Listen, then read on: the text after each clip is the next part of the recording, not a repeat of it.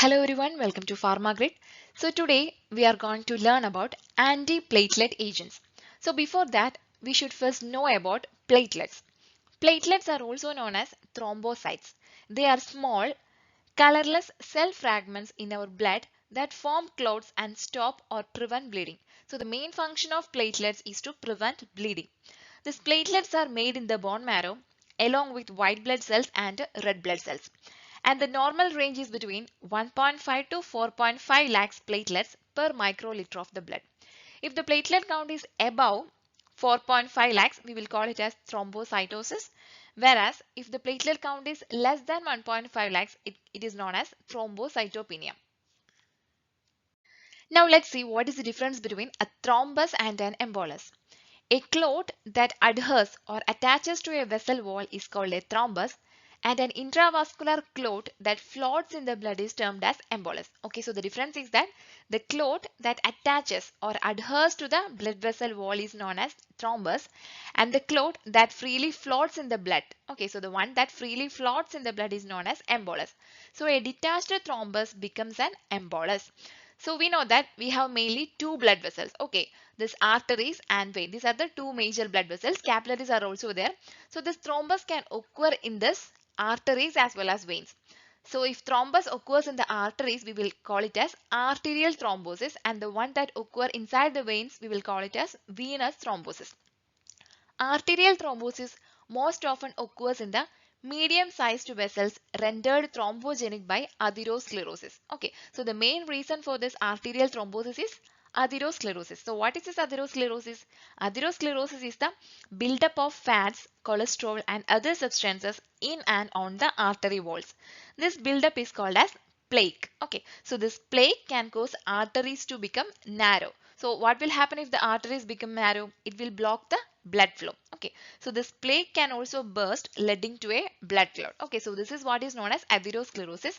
So this arterial thrombosis usually consists of a platelet rich clot. Next is a venous thrombosis.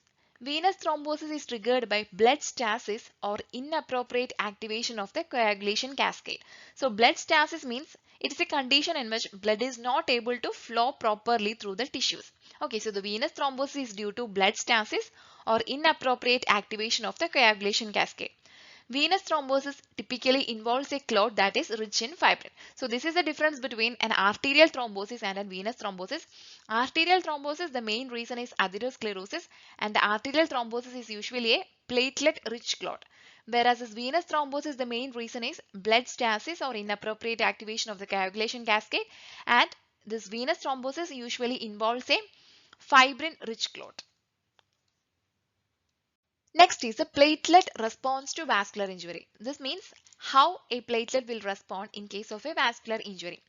So normally resting platelets. Resting platelet means there is no any tissue injury or vascular injury.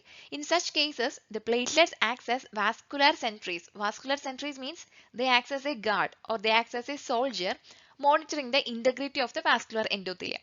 So in the absence of injury, resting platelets circulate freely because the balance of chemical signals indicates that the vascular system is not damaged. Okay, so in the absence of any injury, these platelets acts as a vascular soldiers or vascular guard monitoring the integrity of the vascular endothelium, and they will be circulating freely in the blood. Okay, they will be circulating freely. Now the chemical mediator is synthesized by the endothelial cells. One of the major chemical mediator is prostacyclin. It is also known as prostaglandin I2. So this prostacyclin is synthesized by the intact endothelial cells and acts as an inhibitor of platelet aggregation. So the main function of this prostacyclin is inhibition of platelet aggregation. Prostacyclin, also known as prostaglandin I2, binds to the platelet membrane receptors that are coupled to the synthesis of cyclic adenosine monophosphate, which is a cyclic AMP. It is an intracellular messenger. So as a result, elevated levels of intracellular cyclic AMP are associated with a decrease in intracellular calcium.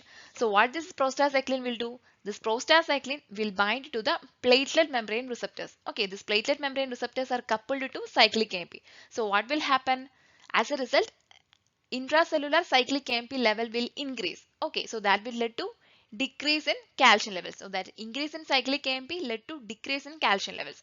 So this decreased intracellular calcium prevents platelet activation and the subsequent release of platelet aggregation agents. This is how normally this prostacyclin will function. Damaged endothelial cells synthesize less prostacyclin than the healthy cells.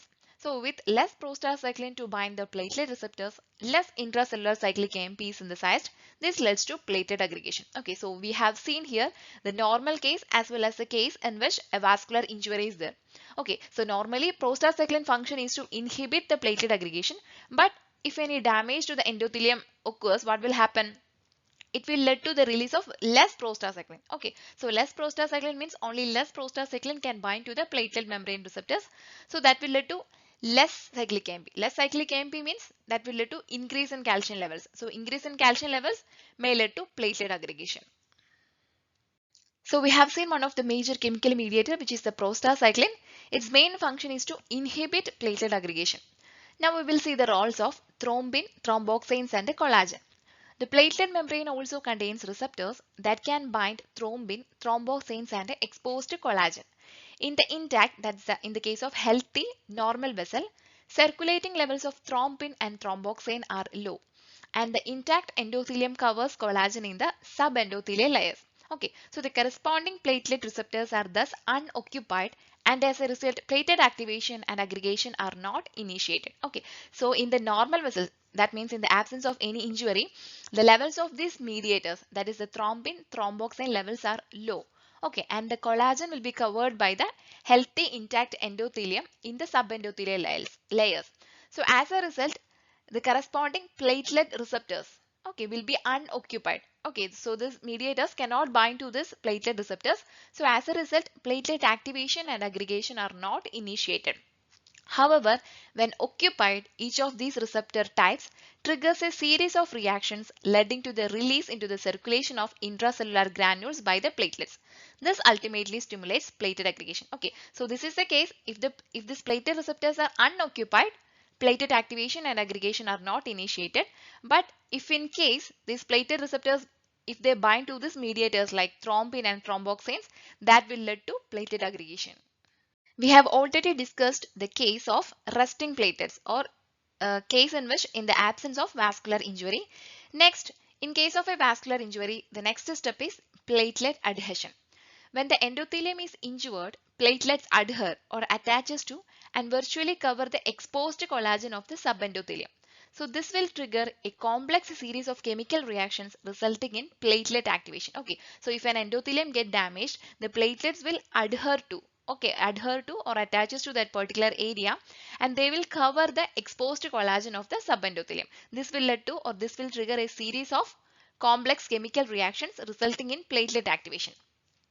Next step is the platelet activation. Okay, so after platelet adhesion, next step is platelet activation. So what will happen here? The receptors on the surface of the adhering platelets are activated by the collagen of the underlying connective tissue. Okay, so here the platelets could adhere to the damaged endothelium. So we know that the platelet surface has got some receptors. Okay, so the receptors on the surface of the adhering platelets, they will be activated by the collagen of the underlying connective tissue. This activation causes morphological changes in the platelets and the release of platelet granules containing chemical mediators such as adenosine diphosphate, that is ADP, thromboxane A2, serotonin, platelet activation factor and thrombin. So as a result of platelet activation, the chemical mediators released include ADP, that is adenosine diphosphate, thromboxane A2, serotonin, platelet activation factor and thrombin. These signaling molecules will bind to the receptors in the outer membrane of the resting platelet circulating nearby. Okay, so the chemical mediators released will bind to the receptors of the resting platelets which will be circulating nearby.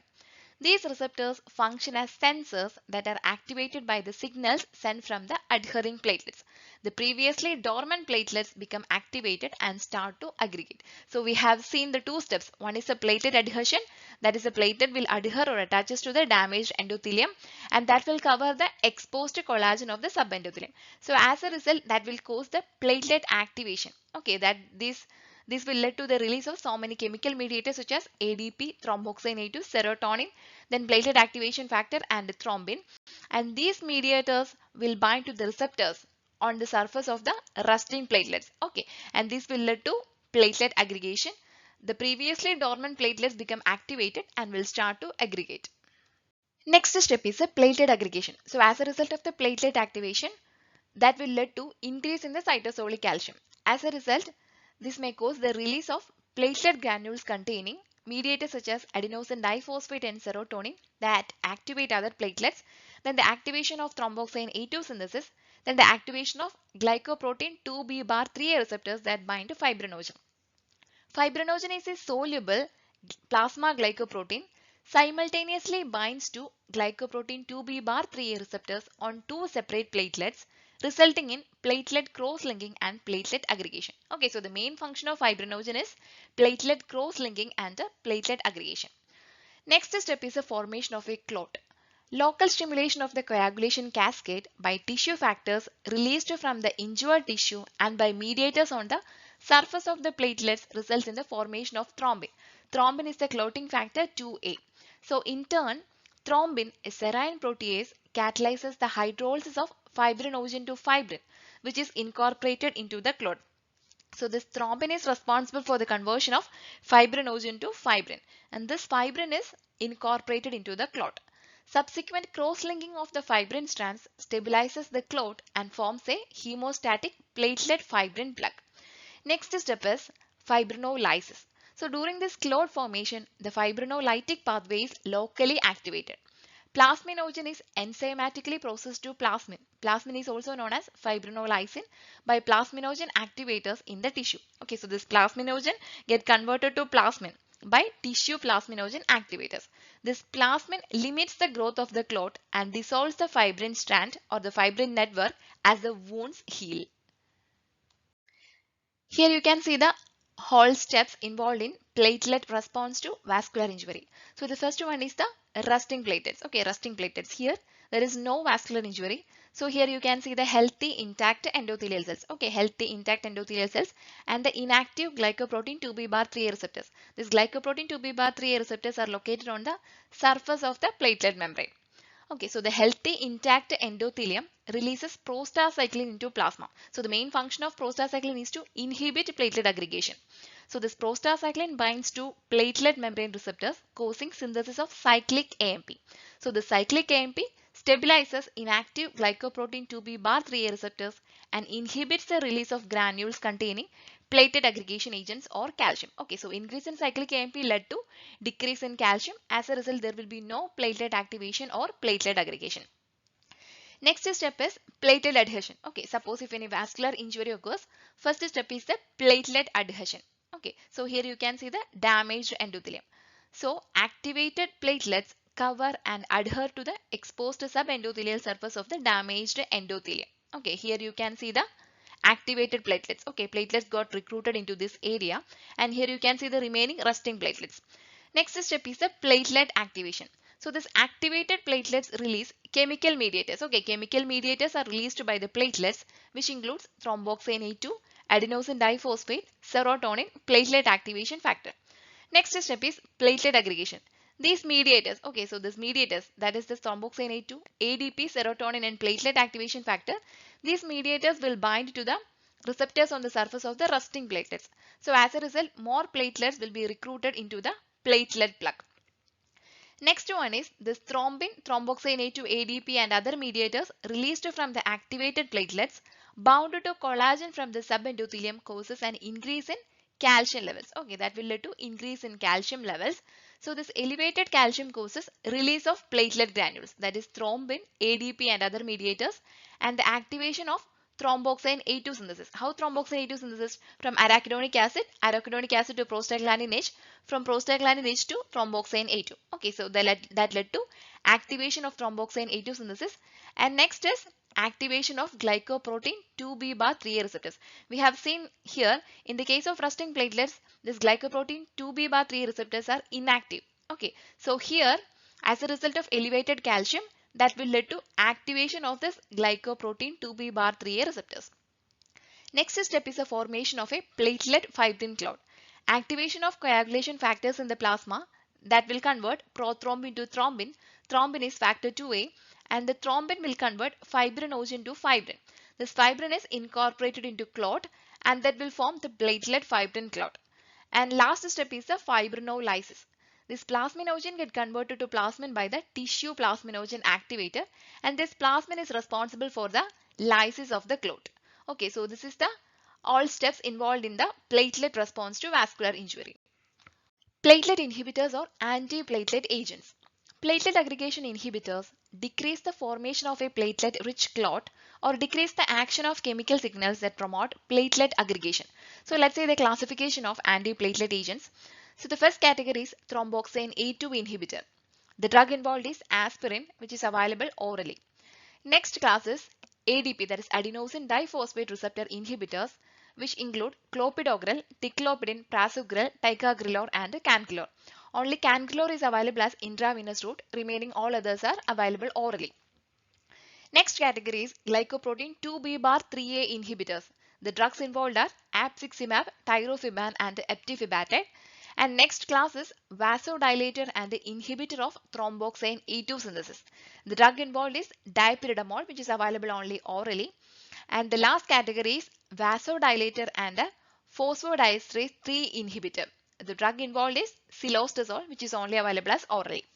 So the antiplatelet agents, the major 5 categories or the major 5 classes include thromboxane A2 inhibitor, then adenosine diphosphate receptor inhibitors, glycoprotein 2B-3A receptor inhibitors, then vasodilator and inhibitor of thromboxane A2 synthesis, which is the dipyridamole, and vasodilator and a phosphodiesterase 3 inhibitor. The drug involved is cilostazol.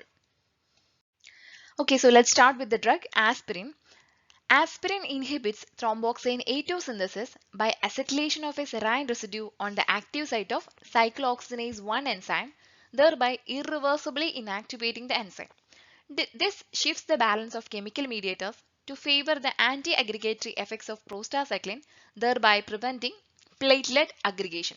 So here you can see from the membrane phospholipids, arachidonic acid is produced.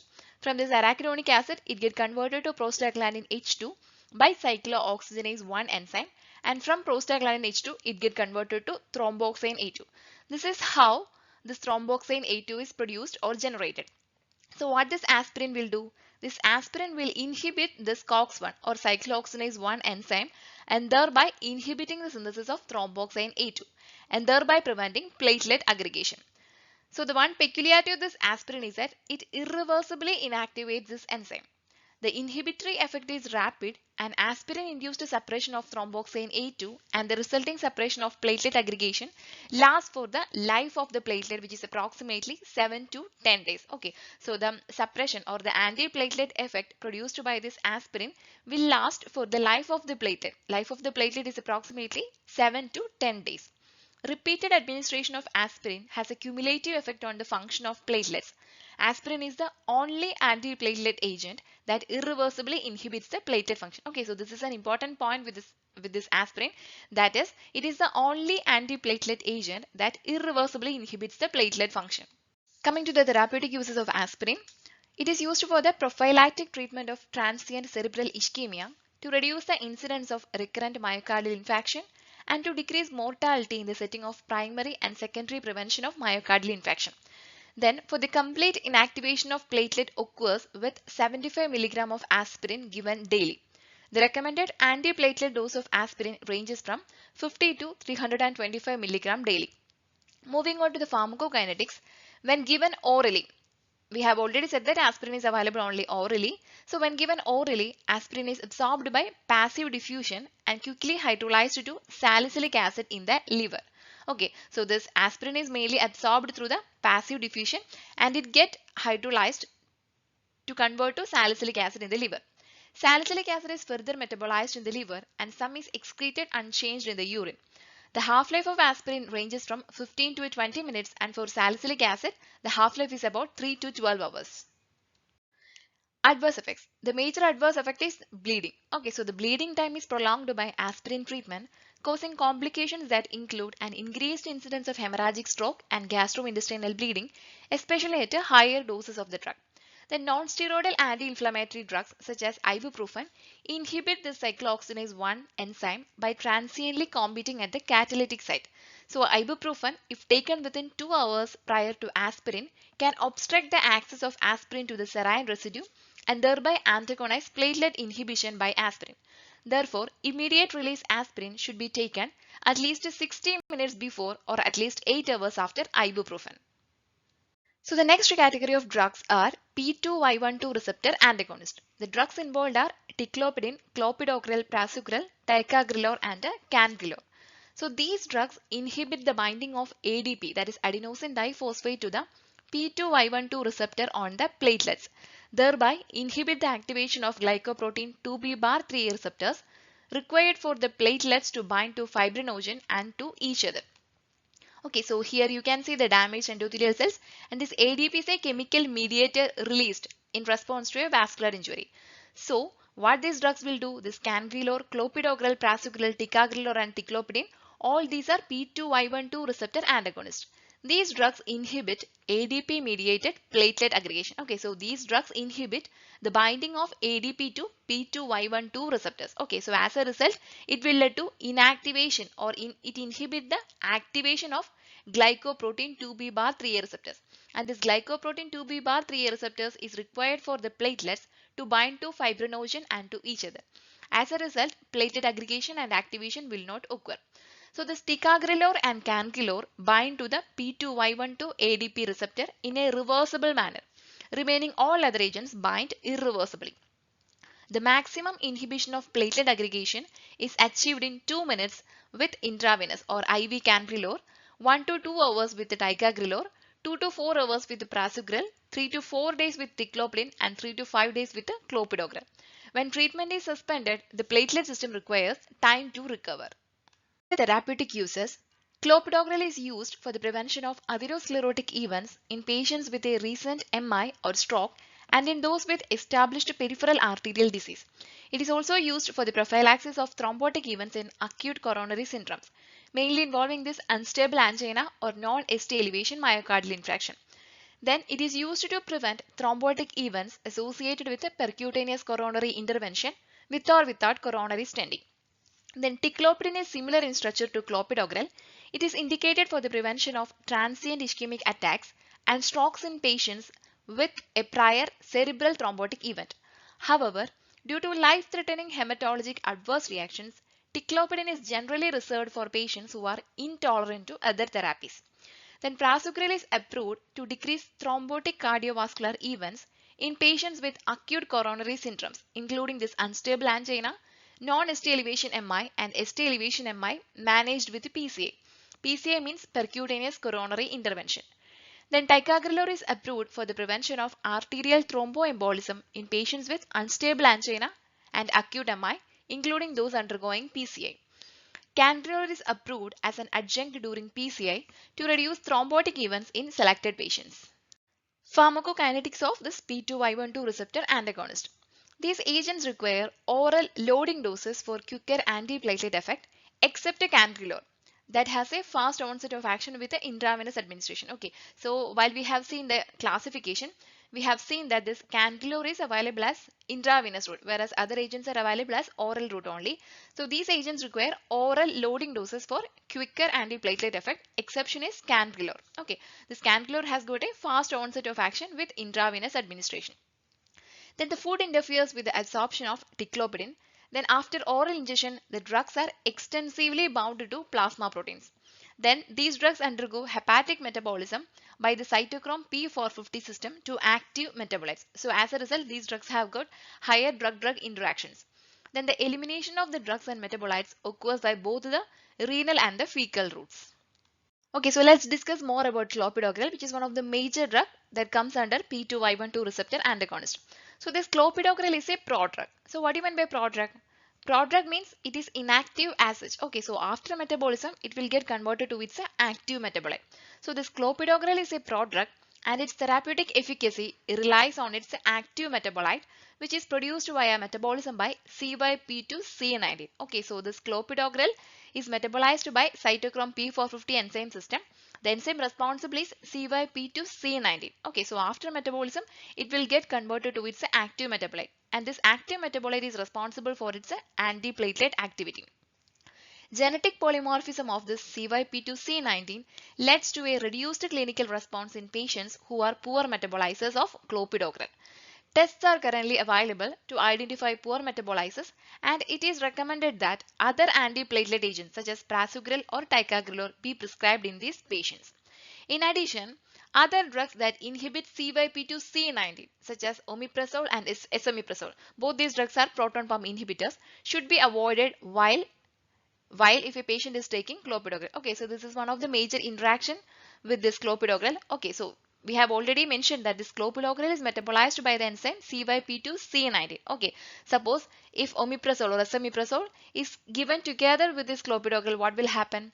This omeprazole and esomeprazole are enzyme inhibitors. Okay, so these drugs are CYP2C19 inhibitors. So if this clopidogrel and these PPIs are co-administered, these PPIs will inhibit the metabolism of this clopidogrel. Okay, so if the metabolism is inhibited, the clopidogrel cannot get converted to its active metabolite. Okay, so it cannot produce its antiplatelet effect. Okay, so such combination should be avoided. Moving on to the adverse effects. It can cause prolonged bleeding for which there is no antidote. Okay, so the bleeding is one of the major adverse effects and there is no antidote at all. Then ticlopidin can cause severe hematologic reactions such as agranulocytosis, thrombotic thrombocytopenic purpura and aplastic anemia. Clopidogrel causes fewer adverse reactions and the incidence of neutropenia is lower. However, thrombotic thrombocytopenic purpura has been reported as an adverse effect for both clopidogrel and prasugrel but not for ticagrelor. Then this prasugrel is contraindicated in patients with history of transient ischemic attack or stroke. Then this prasugrel, ticagrelor and cangrelor carry black box warnings for bleeding. Okay, so the major adverse effect associated with all these agents is bleeding. Additionally, ticagrelor carries a black box warning for diminished effectiveness with concomitant use of aspirin doses above 100 mg. Next category of drugs include glycoprotein 2B bar 3A inhibitors. Okay, so the drugs coming under this category are abciximab, eptifibatide and tirofiban. What these drugs will do? This glycoprotein 2B bar 3A receptor plays a key role in stimulating the platelet aggregation. So these drugs will bind to this glycoprotein 2B bar 3A receptors. Okay, so binding to this glycoprotein 2B bar 3A, abciximab blocks the binding of fibrinogen and von Willebrand factor and consequently aggregation does not occur. Okay, so here you can see the glycoprotein 2B bar 3A receptors. These drugs, that is abciximab, eptifibatide and tirofiban, will bind to this glycoprotein 2B bar 3A receptors.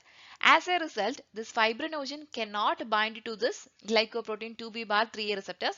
As a result, platelet aggregation will not occur. Okay, so by binding to this glycoprotein 2B bar 3A receptor, these drugs, that is abciximab, eptifibatide, tirofiban, these drugs will block the binding of fibrinogen and von Willebrand factor and consequently platelet aggregation does not occur. This eptifibatide and tirofiban acts similarly to abciximab by blocking the glycoprotein 2B bar 3A receptor. Eptifibatide is a cyclic peptide that binds to glycoprotein 2B bar 3A at the site that interacts with the arginine glycine aspartic acid sequence of fibrinogen.